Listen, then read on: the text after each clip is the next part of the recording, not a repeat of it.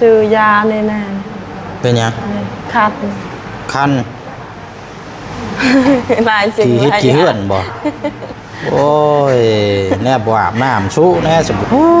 สู้ๆเด้อล่าเด้อเริ่มจุดไหน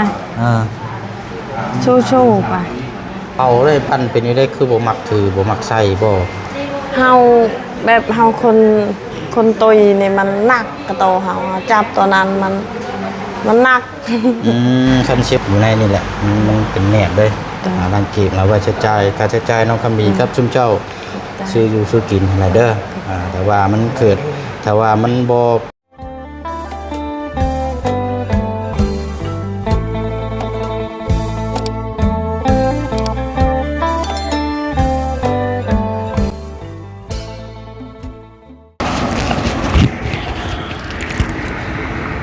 พี่น้องเนาะมาพบมาเจอกันกับสายๆนี่จังน้อยเด้อมื้อนี้พี่น้องเนาะเพื่อเดินทางมาฮอดจอดถึงเนาะบวกกับบรรดาซอยเวียกงานในครอบครัวเนี่ยนะพี่น้องเนาะตัวนี้ก็เวลาก็จะเกือบประมาณ 11 โมงแล้วเนาะพี่น้องเนาะเอาก็มาติดตามแล้วก็มาพูดมาคุยแล้วก็มาแจ้งพี่แจ้งน้องนำกันอีกเนาะสำหรับทางเคสของทางน้องคำดีเด้อพี่น้องเด้อเนาะเมื่อวานนี้เฮาก็ได้ติดตามน้ำกันเนาะหลังจากผ่าตัดแล้วก็มาพูดมาคุยแจ้งน้ำกันเนาะตั้งแต่มื้อแรกพุ่นแหละพี่น้องเนาะคอนเสิร์ตว่ากันมื้อนี้ก็ถือว่าเป็นอีกมื้อนึงเนาะแต่ว่าเป็นมื้อที่ทางน้องเพิ่นนอนฝากพื้นร่างกายน่าจะได้1คืนแล้วก็เกือบ1 มื้อแล้วล่ะพี่น้องเนาะเอากราบสวัสดีและสวัสดีพ่อแม่พี่น้อง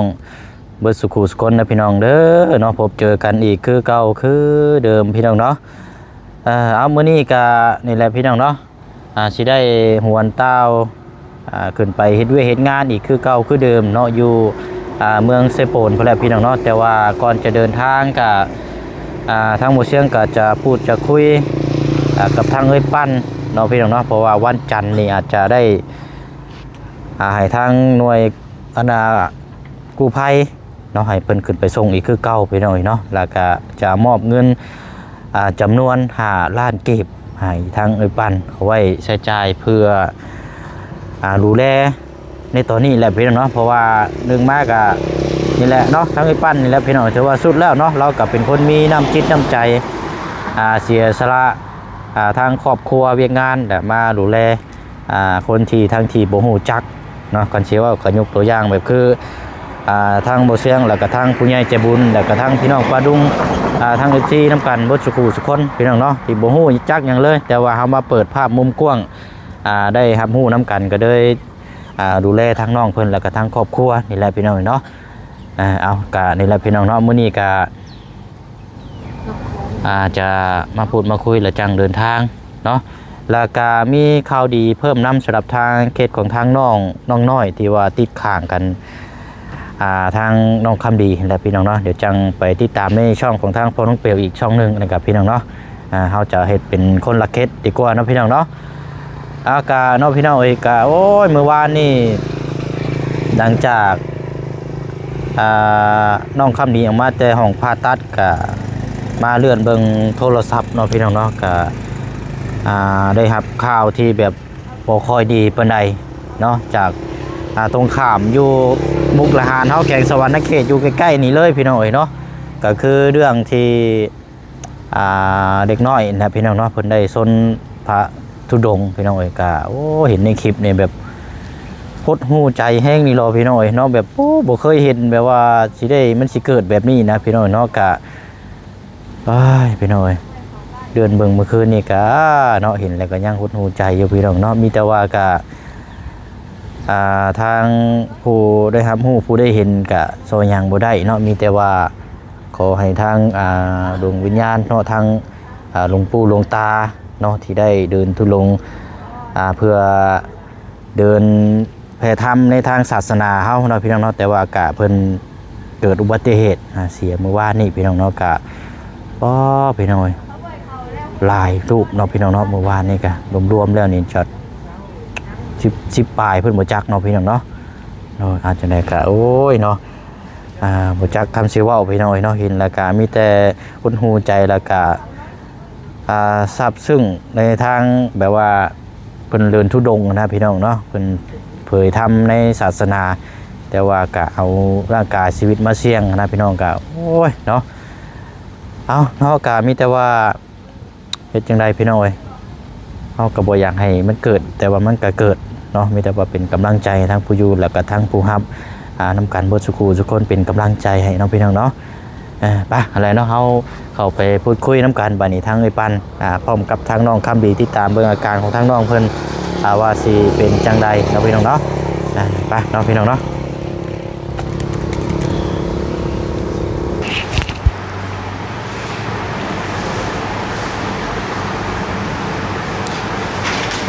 โอเคบัดนี้พี่น้องเนาะสบายดีทั้งไอ้ปันแล้วก็ทั้งพ่อน้องคำดีเนาะแล้วก็ผู้ป่วยเนาะเป็นจังใดเราไข้ขึ้นดีขึ้นหลายอยู่บ่ไข้ขึ้นไข้ขึ้นฮ้อนก็ตอนนี้บ่แม่ได้อันบอกทางแพทย์เพิ่นเพิ่มเติมนำอยู่บ่ซะเอ้ยโดยเพราะว่าไข้ขึ้นหรือว่าเกี่ยวกับแบบร่างกายแล้วก็ให้แจ้งเพิ่นเนาะเมื่อวานนี่ก็ฮู้สาเหตุอยู่ที่เราหากนะตอนนี้ยังหากอยู่บ่นะฮะแต่เกี่ยวกับบ่อยากกินข้าวซื่อกินเกี่ยวกับอันจะสลบมันยังตกค้างอยู่ทางพี่น้องเพิ่นบอกเมื่อวานนี่วันนี้เราเศร้าหากแล้วก็นั่นแหละเป็นจังได๋เลือดยังไหลอยู่บ่นี่ก็แม่นยังไหลอยู่บ่ป่ะแม่นยังไหลหน่อยนึงถามน้ำกันบ่ทุกคนนั่นแหละเนาะทั้งผู้อยู่ทั้งผู้เบิ่งทั้งผู้แย่งน้ำกันนั่นแหละอันบ่ได้เมื่อยบ่ประตูเจ้าแต่ว่าใครอยู่บ่ไม่ละกันเนาะช่วงเช้าเราไม่ได้เปล่าสบายเด้เป็นหัวคือการเป็นหัวปกติเนาะไม่แต่เพราะว่าเฮาอยู่ของหมอพี่ก็มีแต่อันกินยาอะไรเนาะกินข้าวน้ำไม่หลายทางนี้ปั้นได้เป็นได้เจ้าเขาว่าสบายคือกันคือว่าไปฉีดยาอึกทึกของเมื่อวานนี่กันขณะก็ได้สารนี่เนาะกระเพาะยากระเพาะขึ้นกระเพาะขึ้นอีกเจ้าบ่ได้กินแนวอันพวกรสจัดบ่แต่ว่ามันขึ้นเองเนาะเฮาปกติเฮาบ่มักเผ็ดอยู่แล้วกินข้าวสารข้าวตัวเฮาหวานนี่เด้บ่ภาษาลาวบ่เก่งแต่อยากซอยคำดีเลยเด้แม่นยอมเฮาก็ยอมใจเจ้าอยู่ว่าเรื่องมานี่ทั้งที่เจ้าของกับร่างกายก็ยังฮู้อะไรเนาะเราก็ยังแบบเมารถเมาล้างเลยนะพี่น้องร่างกายบ่เต็มร้อยแต่ว่าเราอยากมาซอยน้องคำบีอันนี้ก็เรียกว่าอดเอาอดเอาวันจันทร์เนาะวันนั้นก็มีแต่ว่ามื้อนี้ก็วันศุกร์ได้แต่ว่ามื้อนี้บ่เชิงสิได้เดินทางขึ้นก่อนได้เพราะว่าสิขึ้นไปเฮ็ดเวียกก่อนเพราะว่าอยู่แล้วก็มันก็ยังคันสิว่าก็ซอยหยังบ่ได้แล้วเนาะมีแต่ที่นี่ทั้งเพศเพิ่นก็มาล้างเพล้างหยังผู้ดูแลก็มีแต่ทั้งปั้นแล้วก็ทั้งอันนี้แล้วต่อไปบัดนี้เนาะจับบ่ายเบิ่งเล่าเขาบอกพยังปกตินะแต่ว่าเวียกโตที่ว่าผ่าตัดพยังเฮานี่เฮาก็ดูแลช่วยกันนะครับผ่านวิกฤตตัวนี้ไปแล้วนะเนาะมีแต่ติดตามเบิ่งร่างกายให้เราพักผ่อนแค่นั้นก็พอข้าวเราบ่ได้กินบ่แม่เราบ่อยากกินเขาบ่ค่อยได้กินเนาะน้ำได้พอได้กินอยู่บ่กินน้ำมะพร้าวมักไม้กินเรากินอยู่เนาะนมเมตามิลหันกับเรากินเช้านี่โดยช่างก็กินประเภทนุ่มเนาะแม่คือเอาง่ายตัวนี้ข้าวน้ำนี่ทั้งแพทย์เพิ่นก็ให้กินปกติแล้วเนาะโดยหากก็ไปเอายากินโดยดีแล้วฉันเอาให้เรากินข้าวน้ำหลายๆแล้วมันจังมีเหือมีแห้งบัดนี้ดูแลหน่อยก็มันแข็งแห้งแล้วก็อันนี้แหละเนาะ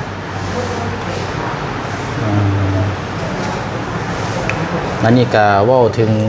เรื่องน้องคำมีสิย่างได้หรือบ่ได้นี่ก็มันก็เฮาก็ยังมองบ่เห็นตอนนี้นะเนาะเพราะว่าร่างกายเราก็ยังเจ็บอยู่แต่ว่าหนึ่งมาก็เราก็ต้องเป็นคนที่เข้มแข็งแล้วก็สู้กับโรคภัยของเราเองนํเราเพิ่นก็ผ่าตัดกับกระลางเล็กให้แล้วนะเดี๋ยวเฮาก็รอพักพื้นบาดหลังจากเมื่อบ้านแล้วก็จังพัวพันกับแพทย์คลินิกอยู่พุ่นให้เพิ่นมื้อล้างแผลตอนเช้าตอนแรงอีกเทื่อนึงเพิ่นสิเอาเท่าใดก็จังว่ากันเพราะมันใกล้แน่เนาะมันก็บ่ได้ไกลประมาณ3 ลักหรือว่า3 กิโลนี่แหละพี่น้องจากอนามัยแม่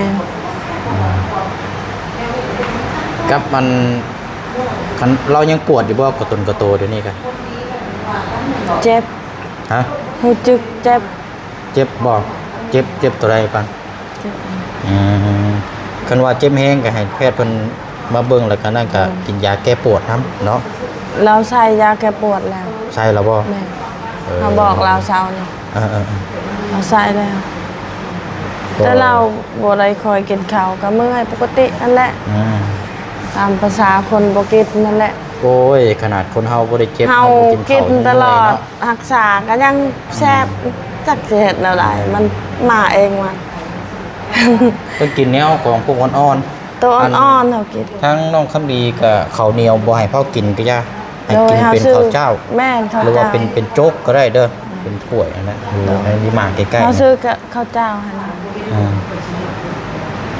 น้องเอากระตาใช่เป็นได้หากบ่หากแต่บ่ได้กินหยังกระตาเอาเจาะต้องกินหาเอาแล้วละเอา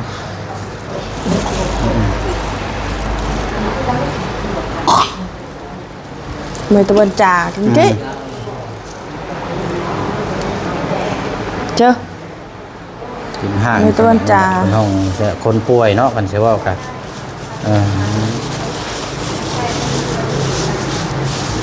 เราบริกิตข่าวเป็นแบบนี้จะหน่อยไปทิพย์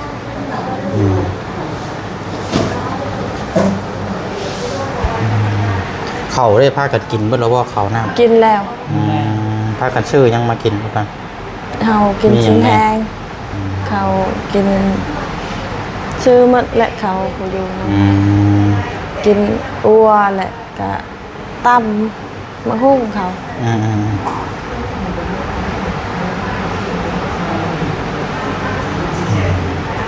แต่เขา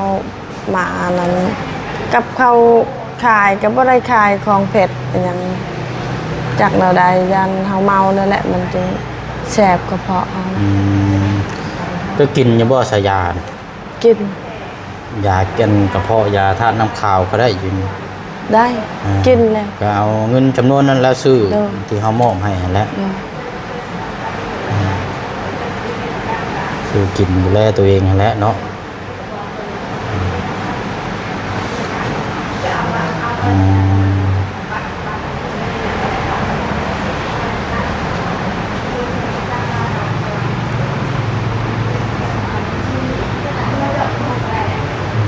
ก็สีหายดีสีเศร้ามันก็เป็นอยู่กับร่างกายแล้วน้ำร่างกายเราก็สีแบบมันสีพอห้องว่ายังก่อเป็นห้องนะเซลล์เนาะเซลล์สีดีไวหรือซ่ามันก็ขึ้นอยู่กับผิวพรรณเลือดเนื้อเราน้ำตัวเด็กน้อยสิอายุประมาณชั้นนี้ก็สีเศร้าไว้ดอกมันคือผู้เฒ่าดอกคันผู้เฒ่านี่60 70 8 ปีไปคือทั้งประตูนี่แบบนี้มันคนน้องคำบีนี่โอ้ยมันเป็นได้นี่เศร้ายากเลยซื้อยาในแน่เป็นยังคันหลายสิ่งหลายอย่างกี่เฮือนบ่โอ้ยแน่บอาบน้ำชุแน่สบู่นะบัดนี้ซื้อแล้ว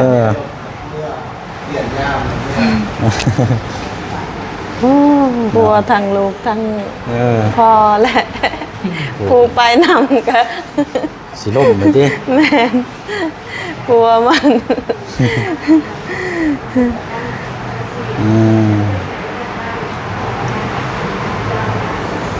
เป็นปัวอยู่ห้องมอนี่มัดเนาะนี่แหละ มันจะบอกให้อดทนสู้ๆแหละเนาะต่างคนเฮาก็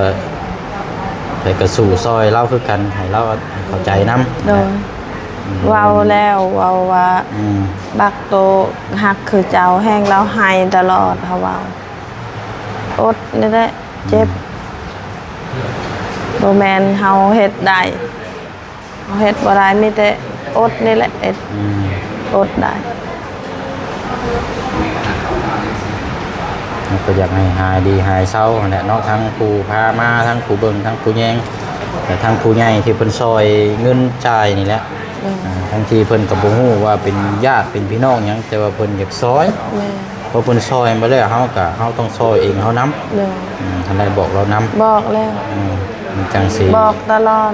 มีกำลังใจบางเทื่อบางที่เราเอาตามขยะใส่ร่างกายตัวเองมันบ่เศร้าเด้เราต้องบังคับตัวเองเขานำเป็นห้องว่าสู่ร่างกายเขานำได้แหละหายเศร้าอันนั้นเศร้านี่เราบ่อยากกินก็เฮาใส่บวมนึงแล้วรู้สึกอย่างหักแล้วเฮาเก็บอีกเราบ่อยากกินก็ใส่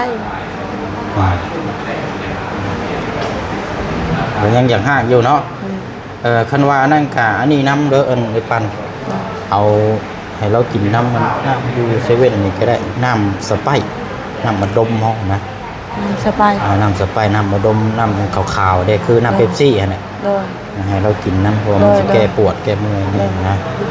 อันนี้ทางผู้ใหญ่ที่เพิ่นสุดซอยคนมาเพิ่นให้คำแนะนำมาแล้วก็นึงมานี่เพิ่น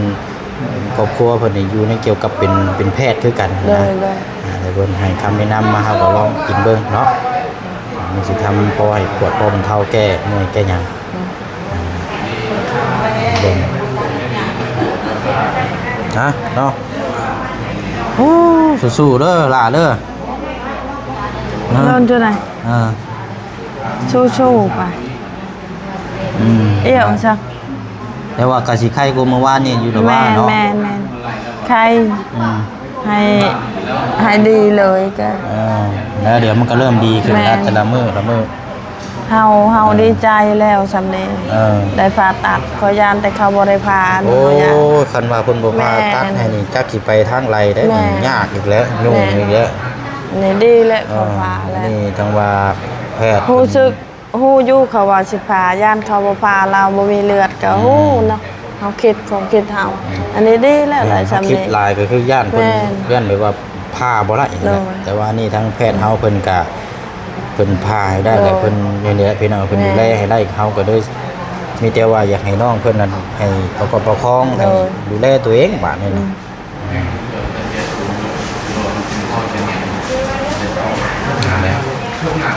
กินพวกจกกินของแนวอ้อนเอาทางไอ้ปั้นก็เป็นประเภทข้าวเหนียวก็พิษคือกันได้แม่กระเพาะนี่ข้าวเหนียวกับกินกับพริกคือการจะกินข้าวเจ้ากินของเหลวๆก่อนก็ได้กินมังไม่มังโตไปก่อนก็ได้นะจังบ่เจ็บ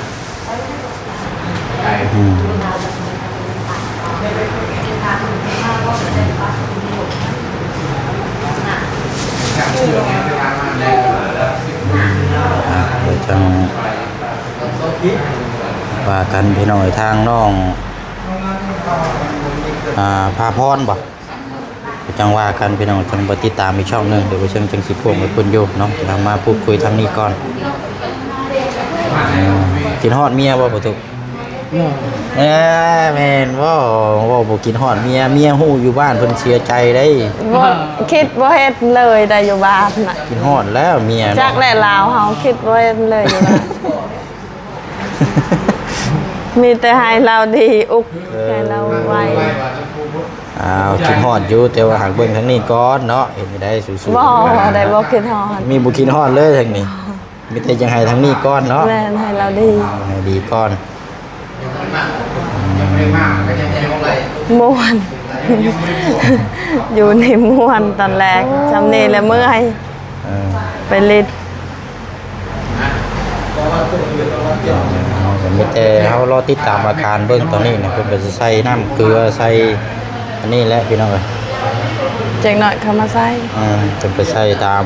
เพิ่นสิมีเวรของเพิ่นเองหรอกทางแพทย์น่ะ แม่ ฮอดวันเวลาแล้วเพิ่นสิมาใส่เองเพิ่นอ่ะนะ ถามเขาแล้วปกติแบบนี้ตลอดไปก็แบบนี้ อืม พยายามให้กินท่านแหละเราบอก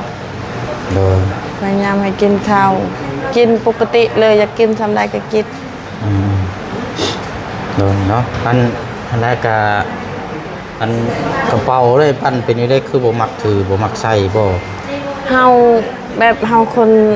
คนตุยนี่มันหนักกระโตเฮาจับตอนนั้นมันหนัก คันสิว่าแกว่าพายกระเป๋าน่ะมันแบบมัน มันรู้สึกหนัก ก็เลยบ่แม่นคนมักพาย แม่นเฮามันหนักอยู่แล้วในกระโตเฮา เออ มันใช้ทกเอาเงินใช้บัญชีในบัญชี แต่ว่าก็ต้องระวังเด้อบ่มีถุงสิเนาะ ในบัญชี อยู่เฮาต้องเทื่อเผลอลืมเผลอหยังเนาะอันนี้ทาง เงินเฮาเองอยู่บัญชีเฮาบ่ได้ อืม บ่ได้พาย โดย บ่มา เพราะว่าทางพี่น้องก็ว่าคือบ่มักถือกระเป๋าบ่เสียงเอากระเป๋าให้ได้คือบ่มักพายนะ ไขมันลายเฮามันหนักกระโต ให้ทางไอ้ปั้นเราอธิบายเองซะพี่น้องว่า โอ้ย เป็นหยังเราจังบ่มักพายกระ ไข เป๋า มันลาย เออ ว่า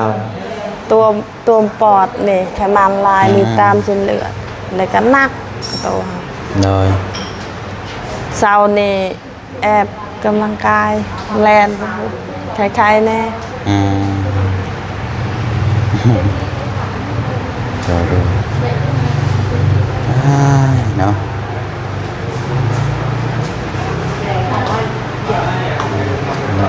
จับกระเป๋าหูจักเมื่อย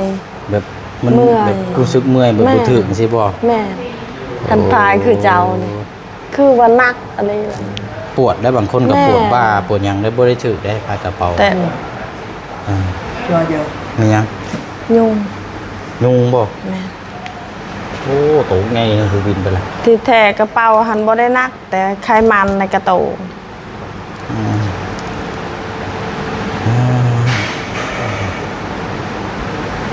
เอาตามนั้นแล้วบัดนี้มีแต่ว่าเดี๋ยวอันหน้าเงินยังเหลือเท่าไหร่ใช่ปานนั้นจ้ะ หมา เบิดละบ่มีแต่ว่าเดี๋ยวอันหน้าบ่แซงสิมอบเงินไว้ให้จำนวนหนึงแล้วก็คันว่ามันเหลือจังว่ากันมาขึ้นไปพุ่นน่ะเด้อเอาเก็บไว้ในระหว่างค่าใช้จ่ายตัวนี้เนาะเพราะว่ามือต่อมือเพิ่นก็ต้องเอาอยู่แล้วอันนะจังว่า วั กัน น เลยก็เราเอา อืม กิในจ่ายยาค่ะ เพราะว่าเพิ่นมาใช้ปั๊บนี่เพิ่นก็ต้องเอาปั๊บ แม่น จ่ายมือต่อมือแต่ว่าเฮาบ่ฮู้ว่าจักเที่ยวเพิ่นมาหันนะ แม่น ก็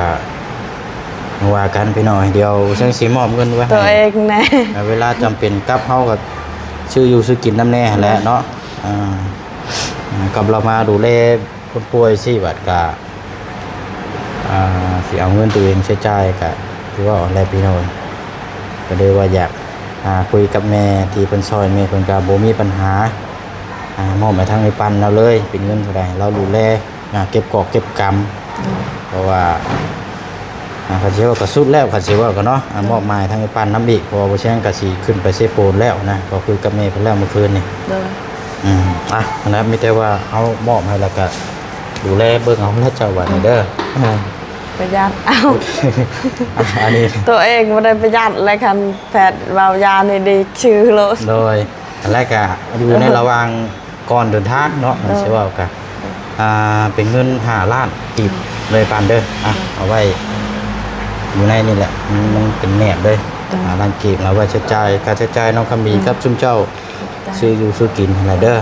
แต่ว่ามันเกิดแต่ว่ามันบ่เพียงพอหรือว่าบ่ถึงจังใดก็แต่ว่าเฮาก็ขึ้นไปพูดเฮาสิโทรถามเฮาสิอัปเดตก็โทรอัดคลิปนำอีกทีนึงก็ได้หรอกมันยังเด้อสิถามอัปเดตทางผ่านโทรศัพท์ให้ทางแม่เพิ่นทำฮู้แล้วก็ทางพี่น้อง FC ปาลุงเนาะ เด้อ โอเค ซ้ำนี่สบายใจแล้วค่ะตอนยังบ่ทันผ่าตัดนั้นอุก โดยเอา แพทย์แนะนำแล้วดีใจ เราแนะนำว่าบ่เป็นหยัง ก็อันแรกเฮาจังว่าเฮาจังว่างใจแล้วเฮาจังจะขึ้นไปเฮ็ดเวียกนะเพราะว่าอยู่ในระห คั ว่าน ง เฮาร อ คันเฮาเว้าเมื่อยบอกเราว่าเมื่อยก็ปกติแบบนั้นต้องเมื่อยเนาะ อันนี้ก็ไม่ได้รอเวลาเพิ่นให้ร่างกายเรากลับมาคือเก่า เด้อ เสียงก็เลยสิขึ้นไปเฮ็ดเวียกเฮ็ดงานก่อนแล้วก็จังมือให้ทางรถกู้ภัยขึ้นไปส่ง สิได้ลงมาบ่หรือว่าบ่ได้ลงมาก็จังว่ากัน เด้อ แต่บ่ได้ลงมาก็มีแต่ให้เพิ่นรถมารับเอานี่ขึ้นไปเลย แม่ เจ้าก็ขึ้นไปแล้ว แม่ เนาะก็บ่ มีแต่ ยกหยัง เข้าจับกะ อืม ยกก็เข้า นั่นแหละ แม่ โอ้ เอา ย มี เนาะ แต่นั่งรถ เออ ทายันเมาซื่อ เอาละตามนั่นแหละบาดนี้เด้อจังว่าจังคุยนํกันอีกคนละติดตามเดี๋ยวขึ้นไปพุ่นเดี๋ยวไปเชียงสิโทรหาแล้วก็ถามเบิ่งอัปเดตเบิ่ง ๆเจ้า ทาง ก็ การโทรศัพท์ สู้คือกันพักแน่ไปพุ่นอีก โตบ่ได้บริยุทธ์ได้ปานนั้นขึ้นไปพุ่นก็เต้นงานอยู่พุ่นอีกก็ คัน จัง เฮา สิว่าก็ คันเฮาคือเจ้านี่ ตั้ง พักก็แหละ ตั้งแต่ ใน ตื่ บั น ด มา แล้วเมื่อนี่30พักแล้ว ตื่นมา6โมงก็จนค่ำจน10โมงกลางคืน11โมงก็สิได้นอนเด้อกัน ยอมรับ ขยะ เลย เป็นหยังมันชินแล้ว แลน ร่าง ร กาย ถ อันนั่นแหละ เป็ดได้เฮายอมเลยแลนรถคือเจ้า ขับรถขับล่างนั่นแหละ แม่ บางเทื่อบางทีก็บุกคือกันได้ เมื่อยเฮาขี่แต่ เกือบ พุ่น ตก มา คลองหลายเทื่อเลยได้บางเทื่อกัน อยู่เฮือนใครแน่ยังได้ตีกนี่ขี่รถจักสิตีกแบบไหน มันต้องเล็งตา แม่ อย่างเดียวแล้วมันคือกับผู้ได้ได้ แม่ คือเลยเป็นตกคลองด้วยนะเอาฉันเนาะเอาสบายดีทั้งอันพ่อแม่พี่น้องเฮาแล้วก็ทั้งผู้ใหญ่ก่อนเนาะ โอ้ยเอาเด้อหล่ะเด้อสู้ๆเด้อเอาว่ากันได้โชว์2 นิ้วอยู่ฮะ อ้าวขอบใจ เออ ได้ยิ้มอยู่ เออ เห็นมันเมื่อยค่ะ จะได้มีกำลั ยัง ง ใจ ไม่แห้ เนาะ งอยู่ เนาะตามนั้นแหละบัดนี้พี่น้องๆเดี๋ยวสิได้ขอจบคลิปลำลาก่อนบัดนี้พี่น้องแต่ว่าก็ยังบ่ทันได้เดินทางดอกเดี๋ยวจัง เจ้ายวดเกิด มาต่อกันในเคสของทางน้องข้างๆนี่แหละพี่น้องแต่ว่าติดตามในช่องของทางคนน้องเปียวเนาะเพราะว่ามีทางพอ จะได้ลึกไปลึก พอซักแล้วก็ทางแม่ใจดีที่ซอย เจาะ ทางคำดี อันใดละเต้า เพิ่นฝากเงินมาให้เด้อ ซอยเราพี่น้องเนาะ เจ้า เดี๋ยวติดตามเบิ่งนำกันนี่เขาก็ได้มอบให้ทางไอ้ปันกับมีการต่อแล้วกับผู้พันมีหยังกระจังโทรคุยอารมณ์นำกันผ่านทางโทรศัพท์หลังจากเขาเดินทางกันไปพุ่นละพี่น้องเนาะดีแล้วบัดนี้พี่น้องเนาะรอแต่ร่างกายแล้วพักฟื้นก็ให้คงโตแล้วก็จังคุยนำกันอีกเทื่อนึงเนาะบ๊ายบายเลยพี่น้องเด้อเนาะทุกคนเนาะสบายดี